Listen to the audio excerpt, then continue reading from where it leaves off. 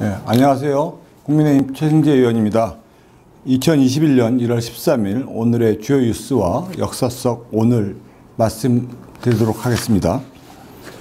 오늘 주요 뉴스는 문 대통령 이름은 금주 개각 관련된 뉴스를 먼저 말씀드리도록 하겠습니다. 12일 청와대 및 여당 관계자에 따르면 문재인 대통령은 이번 주 주중이나 늦어도 다음 주께 일부 개각을 진행될 것으로 전망됩니다. 박근혜 대통령의 제3고심 선고 공판이 열리는 오는 14일 이후 될 가능성이 유력하다고 합니다. 신년사 이후 추가 개각으로 국정 동력을 확보할 것으로 예상됩니다. 중기부, 산업부, 문체부 등이 교체될 것으로 보여집니다. 잘 아시겠지만 신년 들어 첫 인사 대상으로 떠오른 부처는 중기부입니다. 서울시장 보궐선거 출마 가능성이 유력해진 박영선 장관의 교체가 임박했습니다. 박 장관은 MBC 라디오에서 출마 가능성을 열어놓고 있다고 사실상 출마를 시사했습니다. 박영선 장관의 후임으로는 청와대 일자리 수석을 지낸 정태호 민주당 의원이 유력하다는 기사도 있고요. 강성천 현 차관, 김상원 전 네이버 대표이사 등의 이름이 오르락내리락하고 있습니다. 여당 내에서는 박 장관의 출마 선언 시점을 15일 전으로 점치고 있습니다. 서울시장 경선 등을 고려한 스케줄로 보여집니다. 박 장관이 이러한 일정의 조율을 끝내나면 청와대로서도 개각을 금주 내 발표할 전망이 나오고 있습니다. 박영선 장관을 필두로 산업통상자원부, 문화체육관광부, 농림축산식품부 등도 개각 대상으로 점쳐지고 있습니다. 성인모 장관도 2018년 9월부터 박양호 문체부 장관, 김현수 농식품부 장관도 각각 2019년 9월부터 2년 가까이 장관을 수행해 왔기에 여러 가지 이제 개각 평이 오르고 있는 것입니다. 성인모 장관 후임으로는 오선 중린의 조정식 의원이, 박양호 장관 후임으로는 백이동 전 국립중앙박물관장 등이 물망에 오르고 있습니다. 여권 관계자는 정책 필요도가 쌓였다는 점에서 인사교체를 점치고 있습니다. 3차 재난지원금 지급과 백신 접종 등의 이유로 사의가 잠정 반려됐던 김상조 정책실장의 인사 가능성도 거론되고 있습니다. 재난지원금이 지급되고 있고 백신 접종도 가닥이 잡혀서라는 이유입니다. 이호승 청와대 경제수석의 승진 가능성이 무게가 실리고 있는데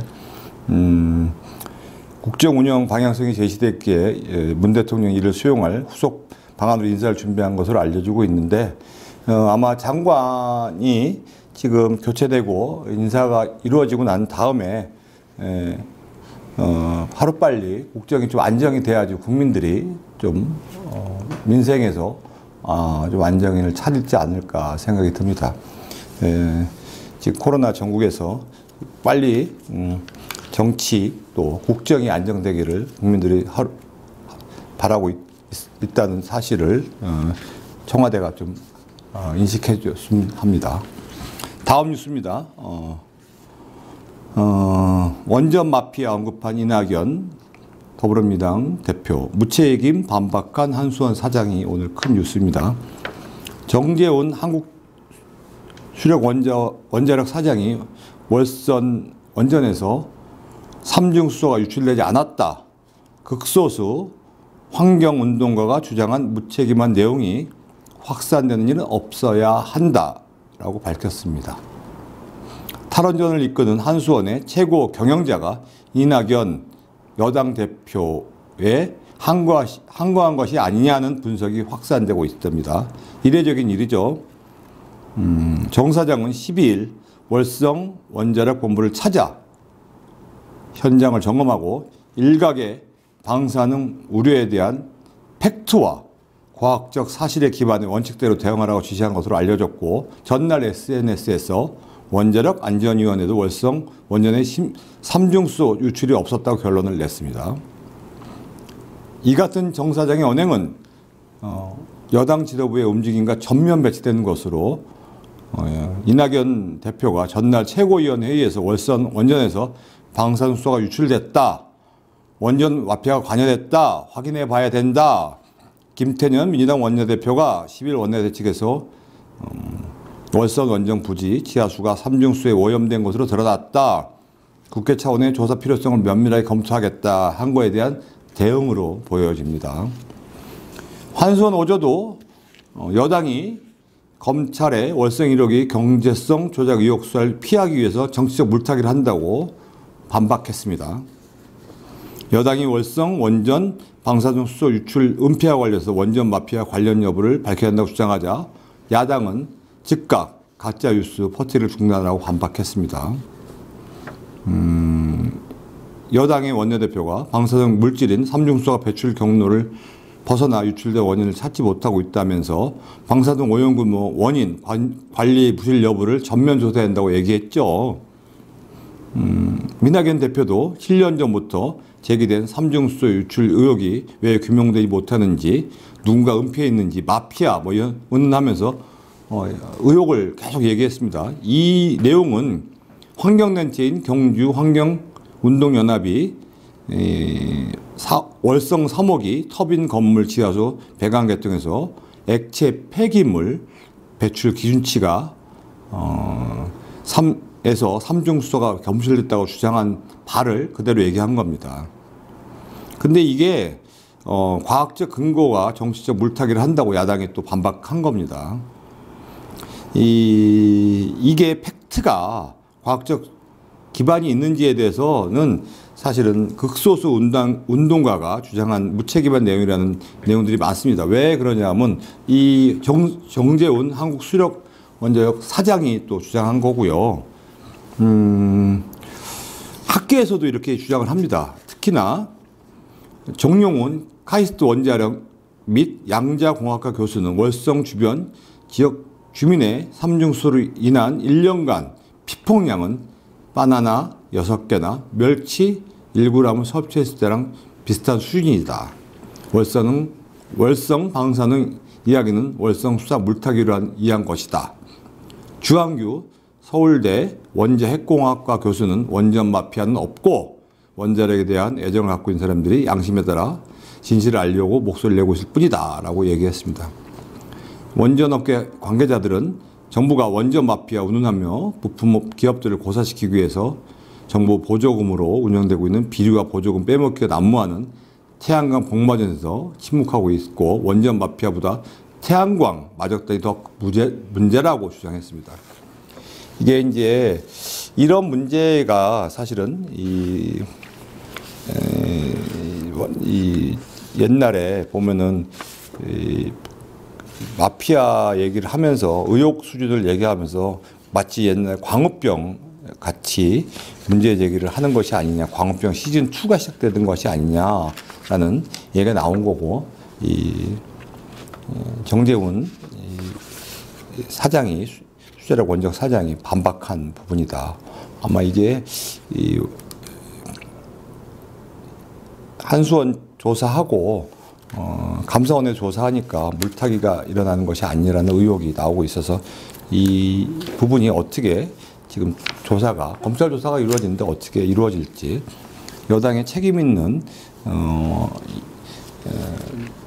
내용이 나와야 되는데 의혹으로만 끝나서는 안 된다고 생각합니다. 다음 뉴스는요. 점점 이게 큰 문제인데 취업자 수가 21만 8천 명이나 줄었습니다. 이게 문제는 IMF 이후에 최악이라는 겁니다. 이 국제통화기금 위기 이후에 최악의 고용 성적표를 받아들었습니다. 일자리를 만들겠다고 문재인 대통령이 계속 천명을 했었죠. 노동자의 천국을 만들겠다. 일자리 전광판을 만들어서 항상 체크하겠다고 가장 강조한 역대 대통령의 분이십니다. 문재인 대통령이. 그런데 일자리는 역사상 가장 최악으로 줄었습니다. 연간 고용 동향에 따르면 작년 12월 취업자는 2,652만 6천 명으로 1년 전보다 62만 8천 명이나 줄었습니다. 1년 사이에 일자리가 이만큼 줄어든 것은 IMF 직후인 1999년 2월 이후 처음이라는 거죠. 전년 대비 21만 8천 명이 줄었습니다. 22년 만에 최악이라는 겁니다. 어마어마합니다. 실업률은 모든 연령계층에서 다 지금 줄어들고 있고요. 특히나 코로나 직격탄을 맞은 도매, 소매업, 숙박 및 음식업, 교육 서비스 등에서 감소하고 있습니다. 자영업자 중에서 특히 고용원 없는, 종업원이 없는 자영업자는 9만 명이 늘었습니다. 근데 고용원이 있는 자영업자는 16만 5천 명, 무급 가족 종사자는 3만 5천 명 각각 줄었습니다. 참 심각한 얘기입니다, 지금. 무조건 임금이나 올리고, 그러니까 그만큼 열악해졌다는 거죠, 지금. 혼자서 일하는 소상공인들이 많아졌다는 겁니다. 사람을 고용해야 되는데, 임금을 이렇게 올리다 보면은 도리어 근로자의 복지를 강화시킨 것처럼 보이지만, 대기업 쪽에 민주노총 귀족노조들의 보호를 받는 사람들은 일자리를 잃지 않지만 취약 근로자들의 일자리는 점점 줄어들었다는 부분이 나오게 됩니다. 작년 비경제 활동 인구는 1677만 3천 명으로 전년 대비 45만 5천 명이 늘었는데, 특히 쉬었다는 사람이 28만 2천 명 늘어났고요. 구직 단념자도 7만 3천 명 늘었습니다. 이게 구직 단념자가 이렇게 늘었다는 건 상당히 심각한 문제라고 할 수 있습니다. 이게 큰일 났습니다. 그래서 정말 그런데도 불구하고 지금 계속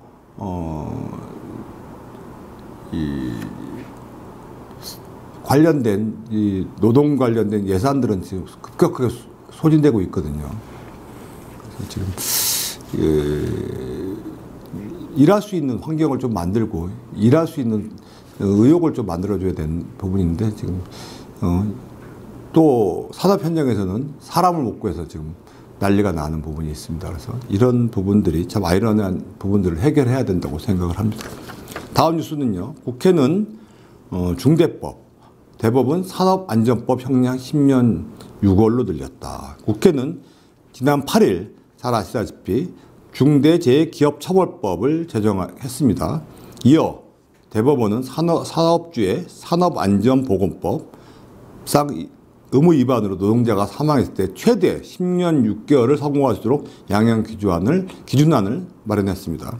국회와 산업부가 연달아 산업재해 발생 시 경영주의 처벌을 강화함에 따라 기업의 부담은 어마어마하게 커지게 됐다는 얘기죠. 대법원의 새 산업법 양형 기준은 3월 말 최종 의결을 거쳐 이르면 4월부터 적용됩니다. 중대재해법은 내년에부터 시행됩니다. 양형위는 수정안에서 안전보건 조치 의무 위반 치사 범죄의 공고 형량을 대폭 늘렸습니다. 산업법상 안전보고 의무를 위반해 사망에 이르간 범죄의 기본 형량 공고 범위를 징역 6월에서 1년 6월에서 징역 1년, 2년 6월에 거의 2배로 늘렸습니다. 특별 가중 영역에 속한 법정 최고형인 징역 7년을 선고할 수 있도록 권고했습니다. 또 다수범이거나 5년 이내 재범을 한 경우에는 형량을 최대 10년 6월까지 가중시켰습니다. 어마어마한 내용입니다. 그래서 이 내용이 왜 그랬냐면 사후수습보다는 산업재해 예방에 중점을 뒀지라고 설명을 했는데요. 특히나 산업재해가 발생한 후에야 거액의 돈을 법원에 공탁해서 처벌을 줄이려는 관행을 막겠다는 의미라고 설명했습니다. 양형사유의 사고의 반복성과 규모를 반영해서 유사사고가 반복적으로 발생한 경우에 다수의 피해자가 발생한 경우 특별 가중인자로 뒀다는 의미입니다. 지금까지 양형 규정은 사업주의 산업안전보건 의무 위반으로 사람이 사망할 때만 적용해 왔지만 새로운 양형안을 계기로 도급인의 산업안전보건 의무 위반으로 사람이 사망한 경우, 사망자가 현장 실습생인 경우 5년 이내 치사 범죄가 재발인 경우에도 양형 기준이 가능하도록 했습니다. 단 치사 범죄가 아닌 산안법 위반 범죄는 그중 일부에만 양형 기준이 적용됩니다.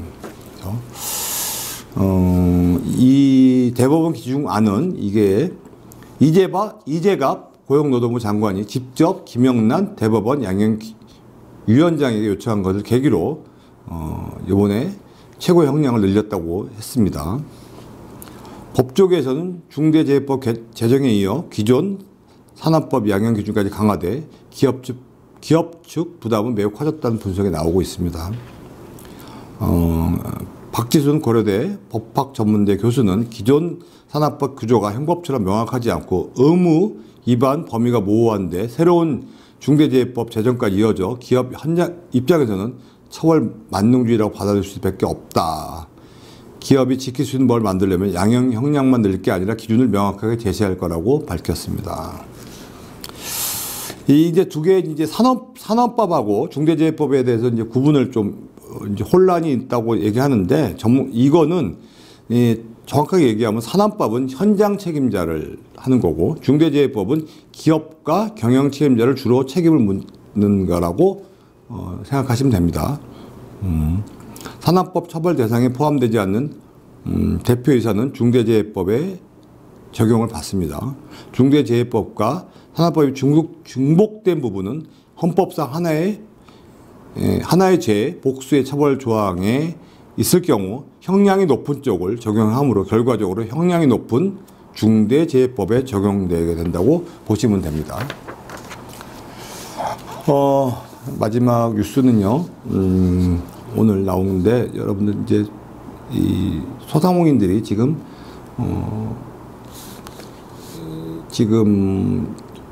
계속 영업 제한을 계속 받고 있고요. 그다음에 영업 금지를 지금 받았습니다. 그래서 엄청난 손실을 보고 있죠. 이 부분에 대해서 리얼미터에서 소상공인들, 자영업자를 휴업을 강제한 거에 대해서 휴업이 있을 만큼 정부가 보상하는 거에 대해서 어떻게 해야 하느냐라는 부분에 대해서 조사를 했습니다. 13일 리얼미터가 오마이뉴스 의뢰로 전날 실시한 코로나19 방역 휴업 보상제 찬반 실시 조사 결과 찬성 응답은 53.6%, 휴업 보상제에 반대한다는 응답은 38.7%로 나왔습니다. 이렇게 대부분 다 정부가 보상을 해야 된다고 나온 내용입니다. 그래서 현재 지금 소상공인 소송 관련된 내용을 보면은요, 전국 카페 사장연합회에서 지금 손해배상을 청구했고요. 필라테스, 피트니스 사업자 연맹에서 손해배상을 청구한 걸로 나와 있고요. 그 다음에 학원 원장들 분께서 함께 사는 사교육연합에서 지금 손해배상을 청구한 걸로 나와 있습니다. 해외 같은 경우는 지금 일본 같은 경우는 휴업 보상금을 하루에 60만 원, 독일은 고정비 90%까지 지원하고 있습니다.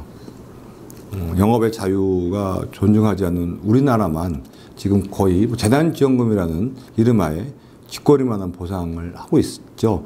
K방역이라는 이름하에 소상공인 자영업자들한테 진짜 엄청난 희생을 지금 강요했다고 할 수 있습니다. 재난지원금은 거의 위로금이라고 할 수 있는 건데 지금 소상공인들한테 이 보상을 해주지 않고 제대로 해주지도 않으면서 재난지원금이라는 이 부분에 얹혀서 거꾸로 지금 전국민 재난지원금이라는 등 이렇게 지금 정치권이 말싸움만 하고 있습니다. 정작 갚아야 될 소상공인들의 손실을 지금 메워줄 생각은 하지 않는 정부가 K방역에 홍보에 흠이 갈까봐 지금 말도 안 하고 있는데 정말 긴급사태, 봉쇄한 거나 다름없거든요. 영업의 자유를 뺏고 제한을 한 겁니다. 이런 부분에 대해서는 보상도 할 생각을 안 한다는 부분은 정말 어이없는 부분이라고 할 수 있습니다. 이 부분에 대해서 빨리 자영업자, 소상공인들의 희생을 그냥 희생이라고 할 것이 아니라 적절한 보상을 해야 됩니다. K방역의 성과는 소상공인들의 엄청난 희생에서 이루어졌다는 부분을 잊지 말아야 될 것이고요. 당연히 이 소상공인들이 거기다가 각종 공과금, 임대료, 세금까지 내가면서 버텨왔다.